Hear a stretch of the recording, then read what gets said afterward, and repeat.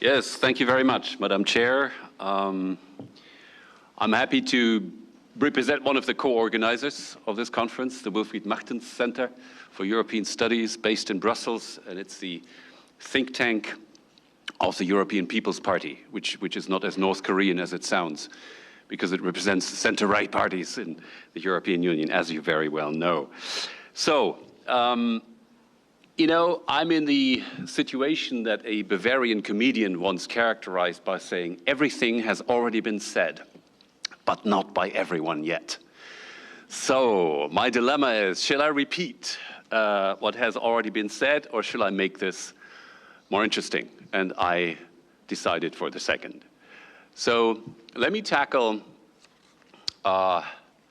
three mantras. You know what a mantra is in Sanskrit?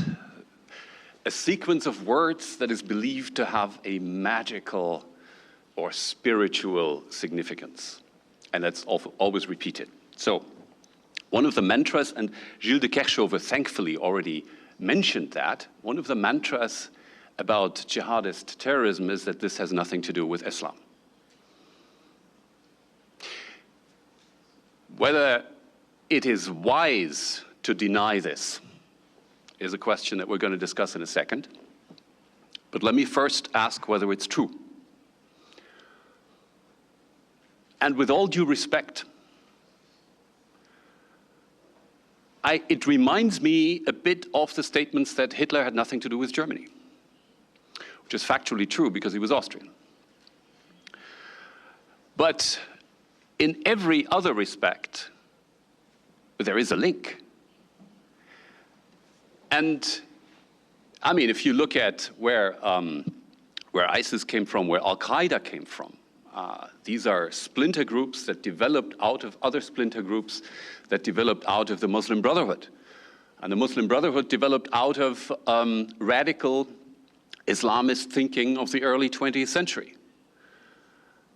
And to say that all these things have nothing to do with religion, I think is a shortening. It's a condensation that I believe keeps us away from rational debate. So, is it wise to say, oh yes, this has something to do with Islam? That depends on the context, it depends on the way it's phrased, it depends on whether it is accompanied by true statements like, it is madness to say that to equalize terrorism and Islam. All this is wrong. But to say that this has nothing to do with Islam, I think is already defied by the fact that in order to seek a solution, we have to cooperate with Muslim organizations, which was said by many of our previous speakers. So if that's part of the solution, maybe it has something to do with the problem. So, where does that leave us on this point? I think it is, we are not doing anyone a favor if we just keep to this bold statement, terrorism has nothing to do with Islam. I think we need to differentiate, we need to be a little bit more precise, we need to ask where does this come from, because the great global religion of Islam has a problem. Just like the West has a problem.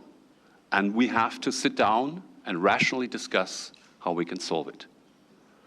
So, to say that,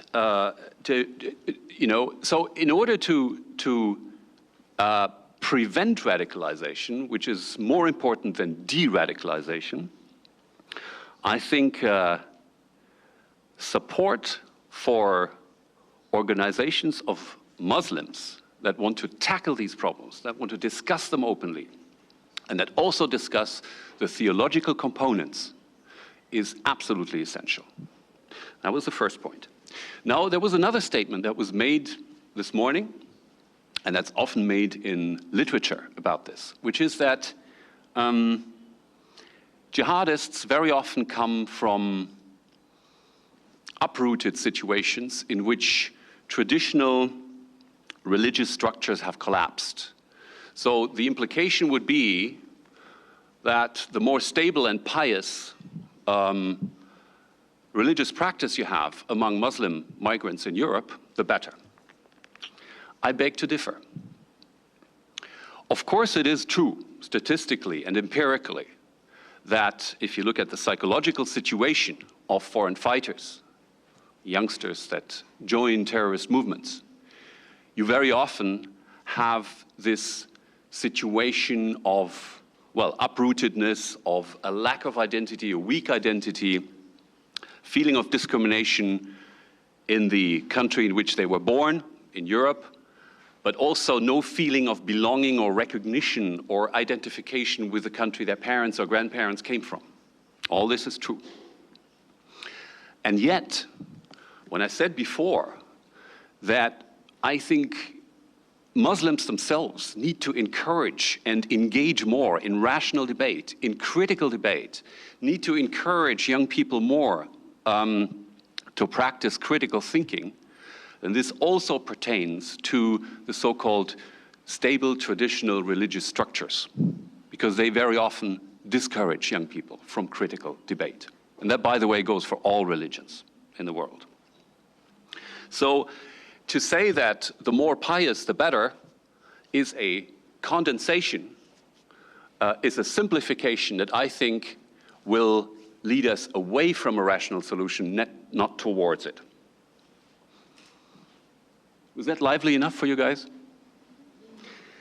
Third point, immigration and integration. Of course, the best prevention policy against jihadist terrorism and radicalization is prevention, and the best prevention policy is a successful integration. And with all the different approaches at integrating all immigrants in European societies, none of them has really been successful.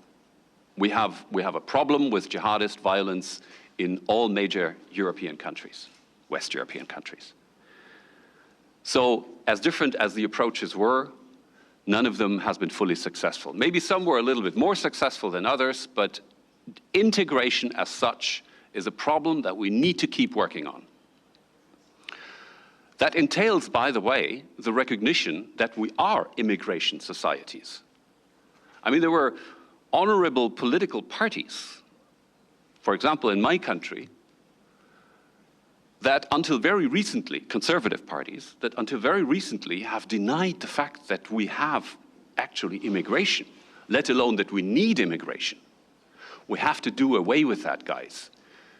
We need immigration in Europe for several reasons. One of them is, the main one is the demographic development. It's not the solution to the demographic problem, but it's part of the solution. So, the problem is not that Europe will become less European because we have people with different color and different faith coming towards us, coming to join us. The problem starts, and that was also mentioned by some of the speakers, among them our chairwoman, Ms. Langshadlova.